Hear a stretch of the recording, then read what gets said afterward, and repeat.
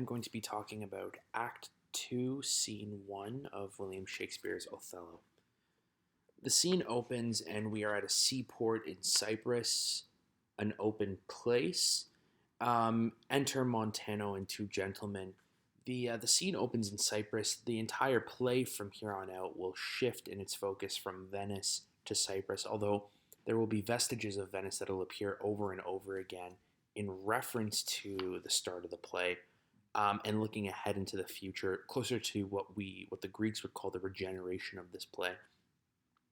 So now that the scene is shifted to Cyprus, we learn that a storm has ultimately threatened the safety of Othello's ship.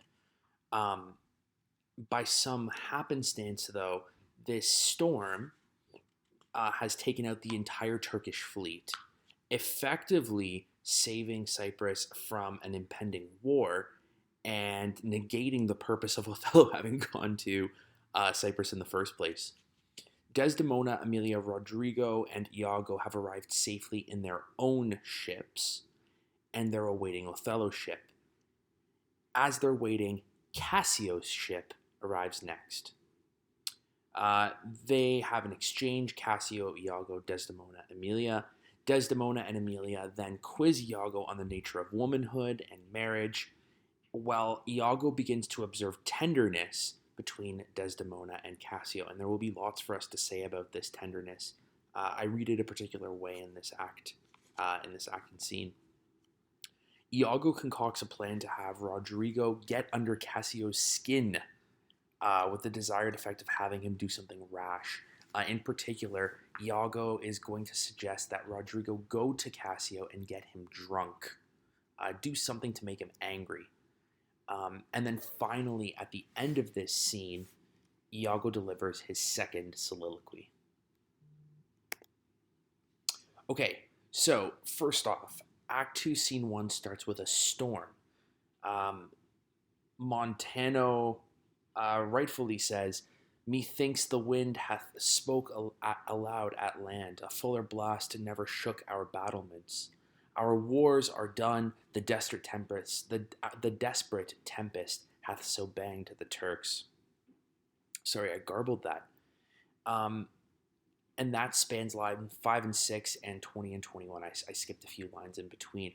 Ultimately, though, most critics read the storm at the beginning of Act 2, Scene 1 as being symbolic, and it can be symbolic of a few different things.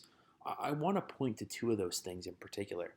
First, it's often thought that the storm represents some impending chaos or doom for Othello, the titular character, because ultimately this is a piece of pathetic fallacy. Right before something bad happens in a Shakespearean play, we have this storm that rages. The horses eat each other in Macbeth. Something bad in the natural world has to precede something bad happening in the character's world. What's ironic about all of this, though, is that the storm in this case is expedient for Othello's cause. Othello is benefiting from the storm. The Turks have been entirely eliminated. So we're going to see that when Othello arrives, he's not upset by the storm. The storm does not represent for him chaos. It represents complete and total joy. He doesn't have to fight a war. The war's been fought. In fact, this is the highest point for Othello. Nothing has gone wrong. He's married. He's on an island with his wife and all of his friends. And the storm has completely negated the purpose for him being there. He doesn't have to go to war. He can just hang out on Cyprus. But most importantly, and this is perhaps the most probable of the reasons for the storm serves Shakespeare's plot. If Shakespeare had written this story with a war in it, people might have had to die. He would have had to write scenes that included battle. It would have been too messy. Instead, this war, in air quotes, this war that has brought all of these characters together into this insular place, Cyprus, where they can't be looked over by the Venetian state, has now entirely disappeared, and what's left are all of these characters to mingle in Cyprus. So it's this perfect scenario for Iago's plan to unfold. Interestingly, at the very start as well, we have another reference to Othello's character. Earlier in Act 1, we were reminded on a number of occasions that Othello is highly regarded, and Montano doesn't think anything differently of him. He says, "For I have served him, and the man commands like a full soldier.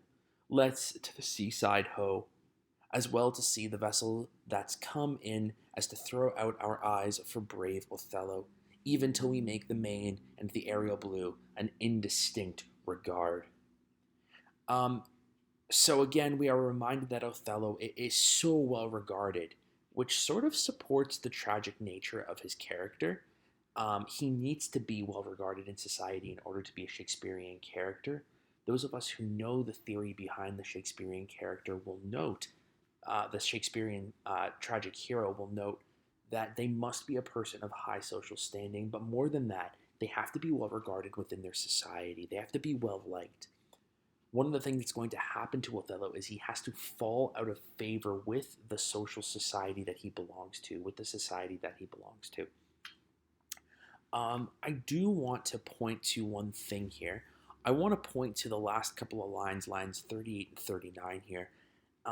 Montano, who is waiting, like everybody else, for Othello to come from the sea, suggests that the best thing to do is hope and pray that Othello makes it through because he is a full soldier, a good man. But they should do it with the sort of vigor that allows them to stand and wait in complete and total servitude to Othello, to the point where they stare and stare on the horizon, even till we make the main being the ocean, and the aerial blue, the sky. So the sky and the ocean become indistinct, so that we stare at it long enough that we can't tell the difference. In other words, our servitude to Othello runs so deep that we must look and wait after him. The loyalty that characters show to Othello early on in this play should be some indication to the reader as to how important he is to Venetian society. And then finally, at this point though, we should also be wondering, what's wrong then with Othello? We've got this guy who is otherwise perfect. What's wrong with him? What is his hamartia? Not that we're supposed to think too much of this, but Cassio is kind to Desdemona. He kisses her hand on line 100, and in speaking to Montano, he expounds on her beauty in lines 60 to 64. What we have to be careful of here is not to mistake Cassio's tenderness towards her as love. Cassio is going to prove time and time again that he is ultimately loyal to Othello, and he would never feign an interest in Othello's girl. But for Iago, he's relishing in these moments of perceived tenderness because he's seeing an opportunity to optimize on what's observable to those who are prone to generalization and gullibility. In other words, Othello. So he is seeing things and seeing an opportunity to write a story. We're going to talk a lot about this in the coming slides. Basically, in Act 2, Scene 1, the entire plot is sort of rife with examples of Iago's ability to storytell, particularly in this exchange between Desdemona and Emilia, where he categorizes women based on their appearances and intellects. And this is something that I want to return to in just a moment. But ultimately, Iago is going to prove himself to be expert at storytelling, at generalizing, and drawing on people's ability to believe him. Iago also, we learn, is abusive towards his wife, at least verbally abusive. He dogs Emilia and women in general. He quips that, "Sir, would she give you so much of her lips, as of her tongue she oft bestows on me, you would have enough. As if to say that she is constantly badgering Iago. And you kind of have to wonder, can you blame her? Again, just getting back to this, Iago says of women, he says, come on, come on. You are pictures out of doors, bells in your parlors, wildcats in your kitchens, saints in your injuries, devils being offended, players in your housewifery, and housewives in your beds. The last being a little bit of a dirty joke. Iago is essentially operating on this assumption that women, above all others, are deceptive in their nature. They are pictures out of doors, pictures out of doors. They dress up when they go into public. They put on a show. And Iago is ultimately going to put on a show because he's building the confidence to narrativize the love plot between Desdemona and Cassio. To simplify that, he needs to have the confidence to write a narrative, to write a story about Desdemona and Cassio's love affair in order to tell it to Othello, in order to show it to Othello. This is again further exemplified in his message to Desdemona and Emilia regarding the nature of being a housewife, which I compared to Act 4, Scene 1, which comes later. Basically, what we learn in these long exchanges, which I'm not going to go into, are essentially that Iago is masterful at storytelling based on assumptions. And so here's some important characterization for Iago, given what his upcoming plan is. When Othello finally arrives to Cyprus, we have this reinforced feeling of elation. It's basically unmediated joy before his tragedy. And this sort of supports my previous idea that the storm is more properly symbolic of a good thing, a good moment in Othello's life before the tragedy starts, and not the beginning of the tragedy. Othello says, if it were now to die, 'twere now to be most happy. For I fear my soul hath her content so absolute that not another comfort like to this succeeds in unknown fate. In other words, Othello says that if I were to have died out on the ocean, if I were to die in this moment, I would be so unbelievably happy. And he says this just as he sees Desdemona and just as he's realized that the Turkish fleet has been annihilated. Again, Othello at the high point in his life right now. There's a long exchange between Iago and Rodrigo, which I am going to skip. It ultimately lays out the plan. A concise reader will be able to pick out what that plan is. I'm in this case more interested in Iago's soliloquy. He starts off by just reiterating how important it is to him that he goes through with this project. He's persistent in this project to annihilate Othello, Desdemona, and Cassio with a single stroke. It can't be these small assassinations. It has to be one big one. He has to catch them in a big web.